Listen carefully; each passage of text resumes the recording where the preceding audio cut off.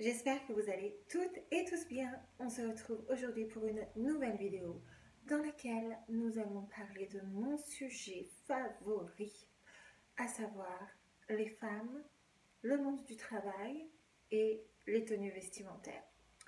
Donc, on va commencer par une petite lecture d'un livre que je vous recommande beaucoup et qui évoque toutes ces thématiques. Alors, on va parler dans un premier temps de la politique. Bon, s'il vous plaît, ne partez pas. Restez jusqu'à la fin de la vidéo parce que je crois que c'est vraiment un thème intéressant. Et mon entreprise sur YouTube, c'est véritablement de vous faire prendre conscience des problématiques qui sont inhérentes au monde du travail, et en particulier chez les femmes. Donc, je m'y attelle comme je peux. Le livre en question, il s'appelle « S'habiller en politique, les vêtements des femmes au pouvoir, 1936-2022 ». Il a été écrit par une historienne de la mode qui s'est attelée en fait à faire un grand travail qui consiste à l'analyse depuis que les femmes sont entrées en politique en France, donc 1936 Front Populaire, c'est la première fois où les femmes véritablement entrent au gouvernement, jusqu'à la dernière élection présidentielle de 2022. Comment est-ce qu'elle s'habille et qu'est-ce que cela dit de notre société et d'elle-même? Je vous lis un court extrait. Donc Sophie Lemayeux, c'est l'autrice. Que nous dit-elle? Elle nous dit « La tenue vestimentaire reste un enjeu pour les femmes politiques. Si pour les hommes politiques, la tenue ne pose pas question, pour les femmes, en revanche, c'est une autre histoire. Chez les hommes politiques, c'est très simple. Vous portez un costume, cravate. Quoique aujourd'hui, la question de la cravate est un peu plus compliquée. Pour une femme politique, ce n'est pas le cas, pour plusieurs raisons. Mais d'abord, comment cela se fait-il que la question de la tenue des femmes pose toujours un problème? On a un vaste choix pour se vêtir, mais pas une tenue spécifique qui est considérée comme la tenue digne et élégante. Pour ce qui se passe aussi, c'est qu'en France, sont en politique depuis bien plus longtemps que les femmes, les hommes. Pour les femmes qui arrivent plus tard, tout est à créer.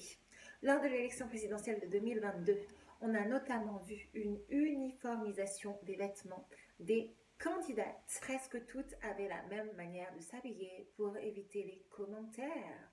On adopte le tailleur pantalon qui nous évite tout risque. En tout cas, on adopte la veste qui donne cette image sérieuse. Ça n'est pas moi qui le dis, c'est Sophie Lemayeux, d'accord? Bon, je m'arrête là 2 secondes. Je vous mettrai des petites photos des candidates à l'élection présidentielle de 2022. Candidates qui, je le rappelle, étaient Anne Hidalgo pour le Parti Socialiste, Valérie Pécresse pour les Républicains et Marine qui aime propager la haine, n'est-ce pas, pour le Rassemblement National. Et toutes les trois avaient fait le choix délibéré d'adopter la même tenue. Donc, une veste d'homme, un tailleur, un pantalon et des tenues sombres, pas de couleur. Qui a dit que la veste était le signe d'un sérieux? Je ne sais pas. On va en parler plus tard. Bon, je continue ma petite lecture. Mais d'autres jouent plutôt sur le fait de sortir du lot, comme Roselyne Bachelot. Quand elle était ministre dans les années 2000, elle n'avait aucune hésitation à porter des tailleurs de couleur, à un moment où ses collègues femmes ne le faisaient pas. La féminité est également au centre de ses choix vestimentaires.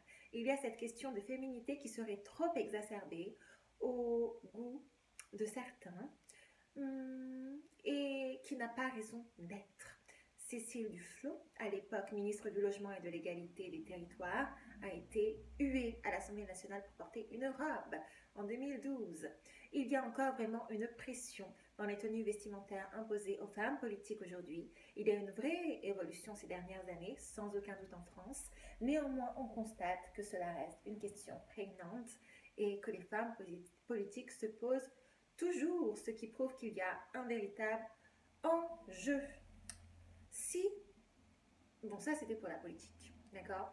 Et ce que je vous recommande de faire, moi j'adore regarder BFM TV.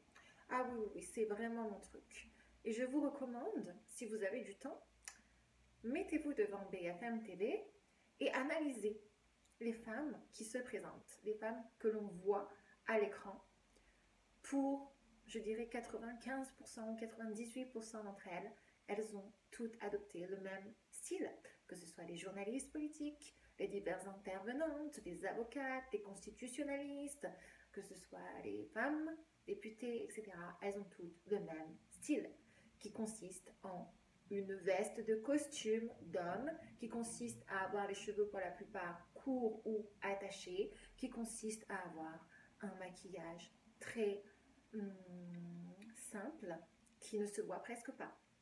Bon, mais si on s'extrait du champ purement politique et que l'on arrive dans la sphère du travail, c'est évidemment aussi là que toute la question se pose et que les femmes, pour la majorité d'entre elles, ont abdiqué. J'ose le dire, parce que je crois que je suis l'une des seules à le dire. Vous avez abdiqué le fait d'avoir le droit de porter ce que vous voudriez porter. Mais pour plaire à qui? Et au nom de quoi?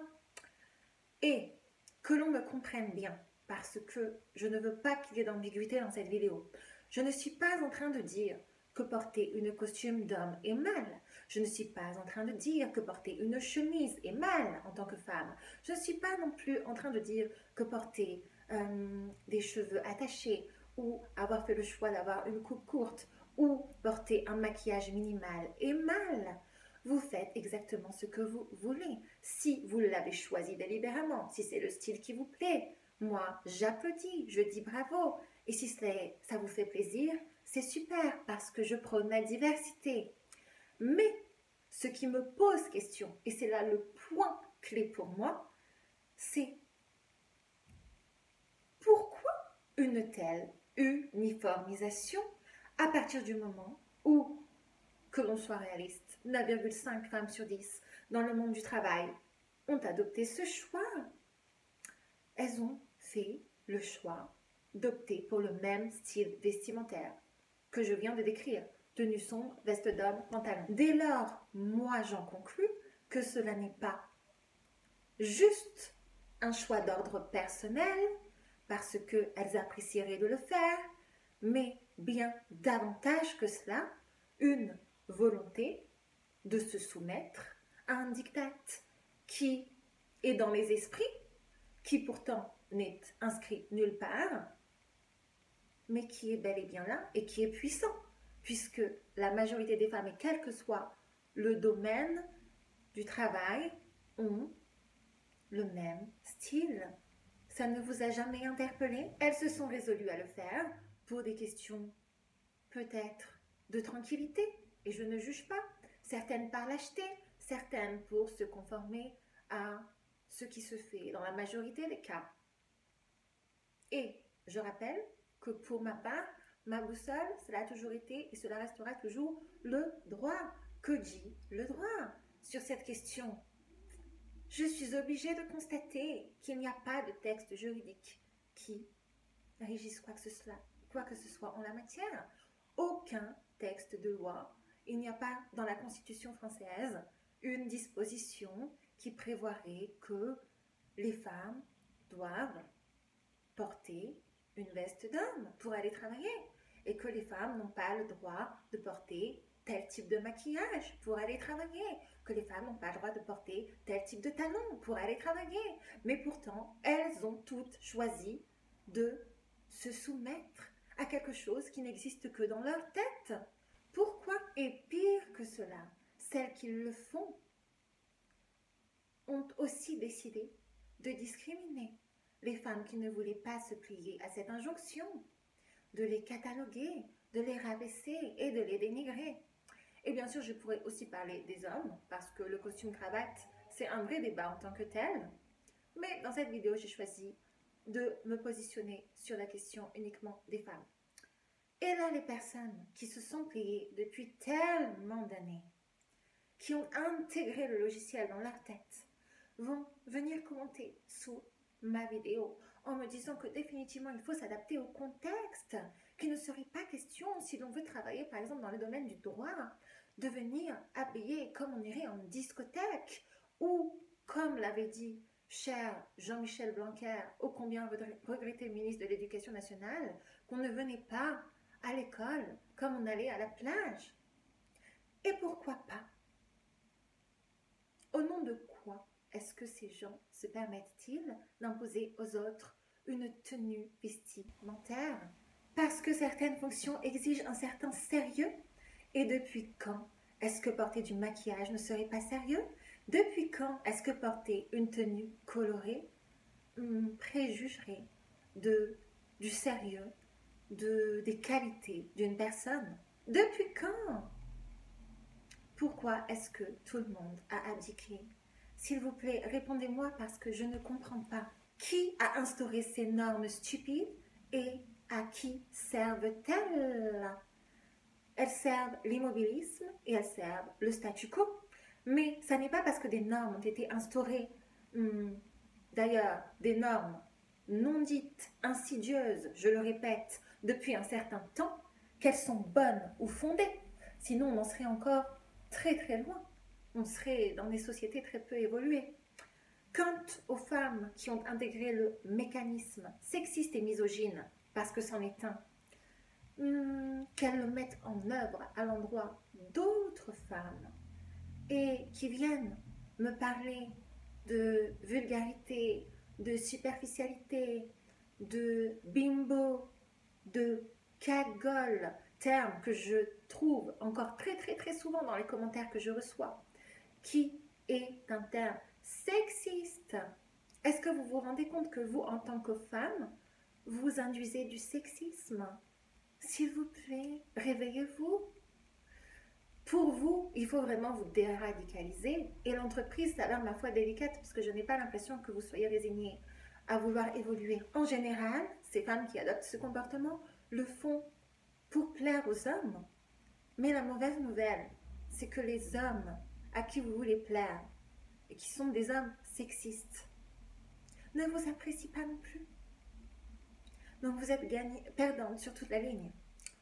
Et en définitive, c'est vous qui terminerez misérable, triste et malheureuse parce que le chemin de la méchanceté ne conduit qu'à cela. Et bien sûr, les dynamiques dans le monde du travail sont très complexes et il n'est pas question de les simplifier, mais de grâce, ne me faites pas croire que les 40 millions de personnes en France qui vont travailler le font dans la joie et la bonne humeur, parce que les dépressions multiples, les burn-out, les arrêts maladie sont légion et sont là pour témoigner. Du contraire, les femmes qui se font agresser sexuellement sur leur lieu de travail, bien qu'elles aient fait le choix de se masculiniser, peuvent aussi attester du contraire. Alors, qui a raison, qui a tort? Moi, j'ai fait le choix de dénoncer tout cela parce que cela m'apparaît juste insupportable, parce que aussi, je ne bénéficie pas de ce système et que je suis la première à en subir des conséquences, à subir les conséquences d'une société intolérante, à subir les conséquences d'une société qui ne veut pas se questionner sur elle-même, qui ne veut pas évoluer et aller dans le sens de l'inclusion.